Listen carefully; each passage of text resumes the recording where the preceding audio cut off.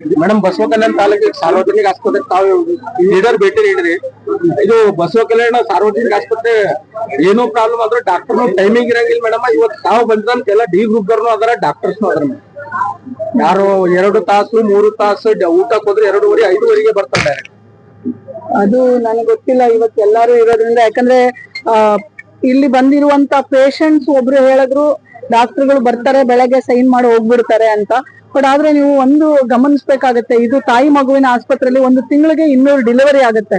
So 200 delivery ಮಾಡ್ಬೇಕಾದ್ರೆ ಡಾಕ್ಟರ್ಗಳು ಇಲ್ಲದೆ ಮಾಡ್ಲಿಕ್ಕೆ ಆಗುದಿಲ್ಲ, ಇದ್ರೇನೆ ಮಾಡ್ತಾರೆ ಆಯ್ತಾ.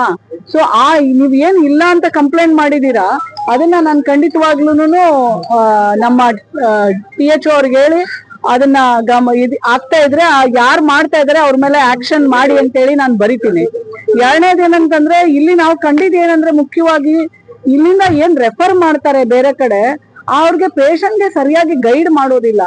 ಆಕ್ಚುಲಿ ಡಾಕ್ಟ್ರು ಹೇಳ್ತಾ ಇದ್ರು ABRK ನಮ್ಮ ABRK ಸ್ಕೀಮ್ ಪ್ರಕಾರ ಏನಂತಂದ್ರೆ ಯಾವ್ದೇ ತಾಯಿಗೆ ನೋಡಿ, ಒಂದು ತಾಯಿನ ನಾನು ಭೇಟಿ ಆದೆ, ಆ ತಾಯಿಗೆ ಫ್ಲೂಯಿಡ್ ಕಡಿಮೆ ಆಗಿದೆ, ನೀವು ಡಾಪ್ಲರ್ ಸ್ಕ್ಯಾನ್ ಮಾಡಿಸ್ಕೊಂಬನ್ನಿ ಅಂತ ಹೇಳಿದ್ದಾರೆ.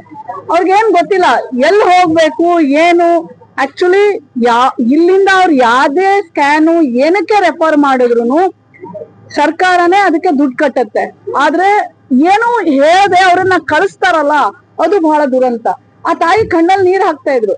ಮೇಡಮ್ ನಮಗ್ ಬರ್ಕೊಟ್ಟಿದ್ದಾರೆ 1,500 ಆಗುತ್ತಂತೆ, ನಾ ಎಲ್ ಮಾಡಿಸ್ಬೇಕು. ಬಟ್ ಡಾಕ್ಟರ್ನ್ ಕೇಳಿದಾಗ ಹೇಳಿದ್ರು ಮೇಡಮ್ ಅದು ನಾವೇ ಕಟ್ಟಬೇಕು 42 ದಿನ ಮಗು ಆಗೋತನ. ಪ್ರತಿಯೊಂದು ಏನು ಸರ್ಕಾರಿ ದವಾಖಾನೆಗೆ ಬಂದ್ರೆ ಖರ್ಚು ವೆಚ್ಚ ಎಲ್ಲ ಸರ್ಕಾರನೇ ವಹಿಸುತ್ತೆ. ಆದ್ರೆ ಇಲ್ಲಿ ಇರೋರು ಆ ಪೇಷಂಟ್ಸ್ಗೆ ಸರಿಯಾಗಿ ಗೈಡ್ ಮಾಡದೇ ಇರೋದ್ರಿಂದ ಪೇಷಂಟ್ಸ್ಗಳು ಸಫರ್ ಆಗ್ತಾ ಇರೋದು ಬಹಳ ದುರಂತ. ಇದನ್ನೆಲ್ಲ ಅರಿವಿನ ಮುಖಾಂತರ ನಾವು ಜನರಿಗೆ ಹೇಳಬೇಕಾಗಿದೆ. ಯಾಕಂದ್ರೆ ಅವ್ರು ಕೇಳಬೇಕು, ಅವ್ರಿಗೆ ಗೊತ್ತಿಲ್ಲ ಅಂದ್ರೆ ಕೇಳೋದಿಲ್ಲ, ಕೇಳಲ್ಲ ಅಂತಂದ್ರೆ ಇವ್ರು ಹೇಳೋದಿಲ್ಲ. ಹಾಗಾಗಿ ಕಡೆಗೆ ಬಡವರು ಇಷ್ಟೆಲ್ಲಾ ಸರ್ಕಾರದ ಸವಲತ್ತಿದ್ರು ಕಷ್ಟ ಪಡ್ಬೇಕಾಗಿರೋ ಸ್ಥಿತಿಯಲ್ಲಿ ನಾವು ಇದೀವಿ. ಅಲ್ಲ ಮೇಡಮ್, ತಾವು ಸರ್ಪ್ರೈಸ್ ವಿಸಿಟ್ ಕೊಟ್ಟಿದ್ರೆ ಏನಾದ್ರು ಗೊತ್ತಾಗ್ತದೆ.